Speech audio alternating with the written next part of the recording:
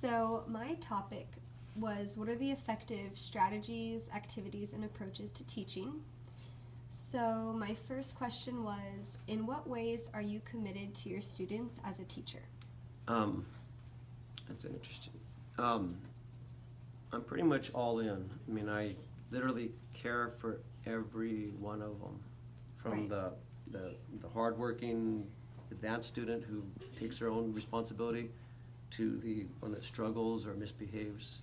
So I'm committed to giving them the opportunity to understand the importance of education, because that's how I was raised, and making them try to understand that today's world is tough. I mean, the business world is tougher. The more you have to have a higher degree to be successful now. So it's all about education. So Okay. I'm committed to never giving up on any single one of them. It's Period. like pushing Pushing them them. all to be their best kind Yeah, of thing. always. And you guys saw me in the class today. I'm kind of demanding, but I'm also fair, and I like to have a little bit of fun too. Right.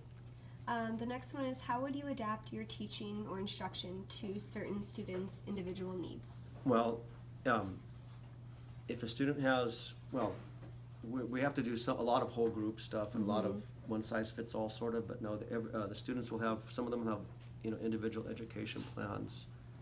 And I'll try to push the student to their level, right? So if someone's really advanced, I'll keep pushing them to push harder. Or if they're struggling a little bit, I'll push them to get better, but I don't expect them to all be at the same level all the time. So I try to accommodate their individual level the best I can. Okay. And my demands on them are the same. I mean, I'll demand more from some and I'll demand less. But Right, I try, depending on where they are, they're at. but I still demand, either regardless, still demanding. Okay. Number 3 is what would you consider to be the effects or cost of poor teaching? Well, one was apathy, and that's a long-term consequence, because if they don't get educated, they're not going to have the skills to have a well-paying job someday. So really it comes down to, if they don't get a good education, they will not be as successful most likely in life, period. So you feel like that responsibility kind of falls on you, that you Yes. have to instill Yes, that. really every single teacher, right? And parents, by the way, too. It's a combination. It's a triangle. It's the parent, student, and teacher. Everybody has their role, right? Right. And then the next question kind of is the opposite of that. So the next one is what are the characteristics of an effective teacher? High expectations, knowledge of the pedagogy, the content knowledge, and I would say one of the most important things is empathy. Okay. Because if you act like if you don't care, they'll know it, right? Right. Next one is how do you believe you can reach even very difficult students to help them learn, be successful? That's the $1,000,000 question. Just a lot of repetition and perseverance. You just got to keep trying and be patient and keep trying.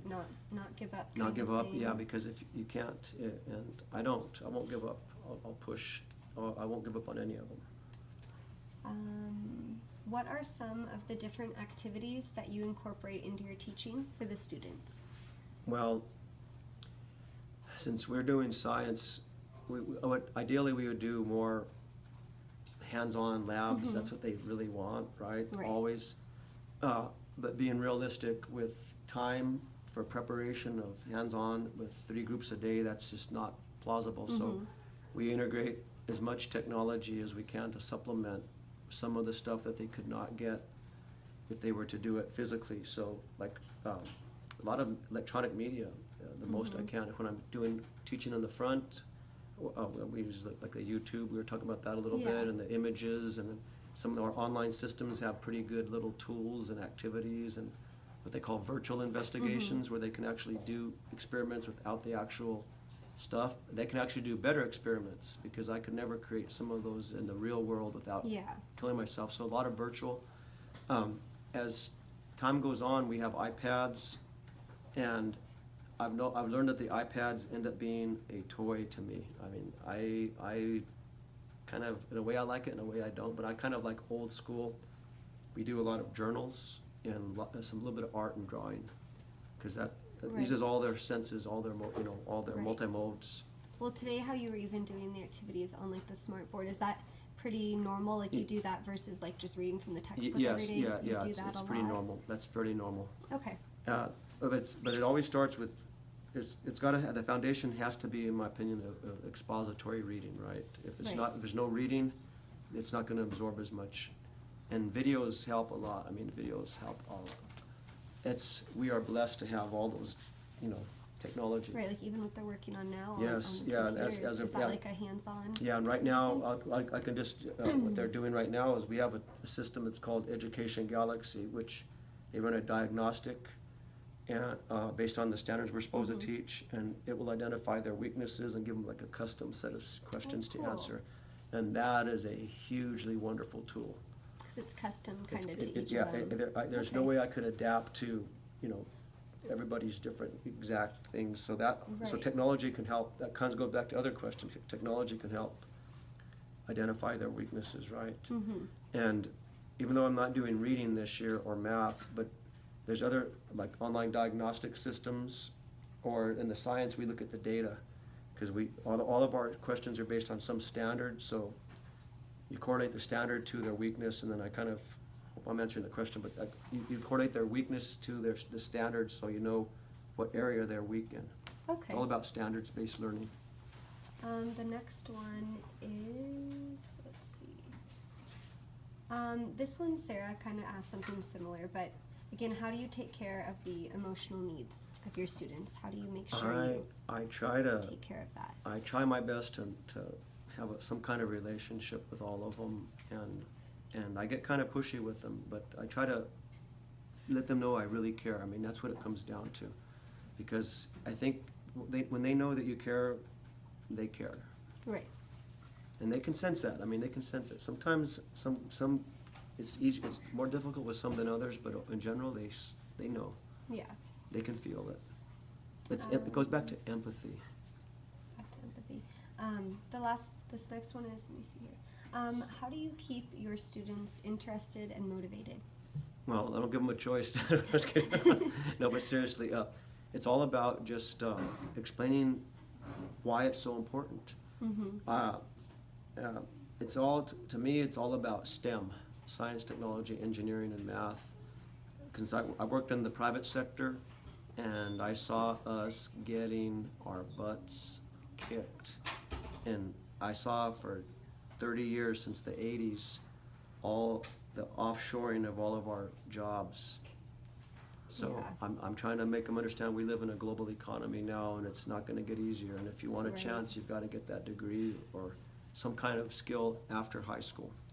Right, you need it nowadays, or else you can't really And, go. and I think we go need to too far. return, I think we need to return to a vocational path, by the way, in high school. That's, first, because not everybody's gonna be necessarily a college student, right? Right.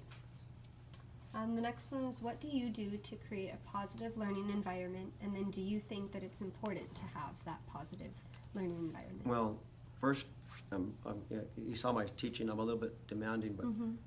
you have to have a little bit of fun and lighten it up sometimes too, right?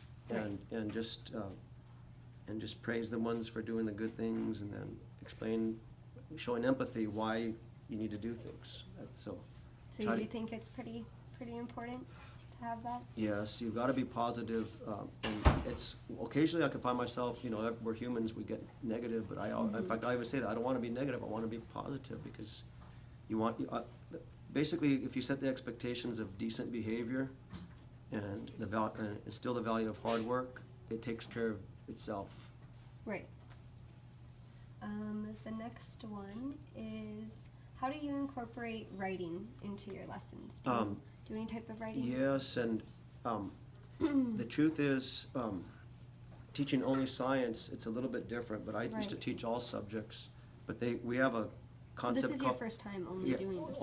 only Okay. doing fifth grade science. I did fourth grade, so I know the science real well. It's the same stuff, but it's just a little bit more details. Yeah. But there's a concept called writing across the curriculum, which I have a big advantage because I taught self-contained fourth grade, all subjects, writing, reading, math, social, and science, and a little bit of art. So we have journals. I don't know where they are. They're usually right here, but we use journals Oh, cool. a lot, and they'll have to write some.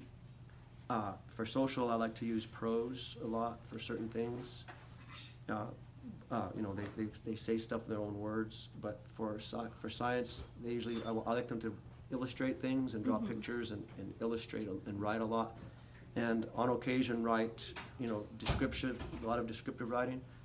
But the reality is with, you know, 60-some students over, you know, 3 groups a day, I'm not the writing teacher anymore, but I do incorporate writing across the curriculum as much as practical. Do you believe that it's okay for a classroom to be noisy? Yes and no. Depends. Yes, it depends on, okay, if we're doing whole group, it should be a quiet, focused group. But if they're working together and collaborating, you want it to be a little bit noisy and active. Okay. I mean, in fact, if you don't want a sterile classroom, like right now they're quiet because they're doing individual stuff. Yeah. But no, fundamentally, no, you want them to be engaged in collaboration. That is the key, because if they, it's not like it was when, even probably when you were in school, it's not all rows anymore. Right. And not everybody shutting up and doing their own thing. No, collaboration is the key. If they talk to each other, they're gonna learn way more. If they explain to each other, they'll learn way more. Next one, what do you do if the entire class is not getting something? How do you handle that? Well, that doesn't happen too often, but if not, That's a good thing. it's called a reteach, right? Or a reflection of what went wrong, right? Right. And that doesn't normally happen, to be truthful. Okay. But but there's some concepts like in science, you saw a little bit today. I mean, there's some concepts that just takes repetition after repetition. You think you taught this perfect lesson, and you think how could they not know that? Yeah. But no, you just got to repeat, because there's some things they just don't get. Right. Like alternative energy is one of them. It's on all the different types of energies. That's just an example. And then last question is just, do you have certain rules that you value in the classroom or expect the children to follow? The biggest rule is, it's kind of simple.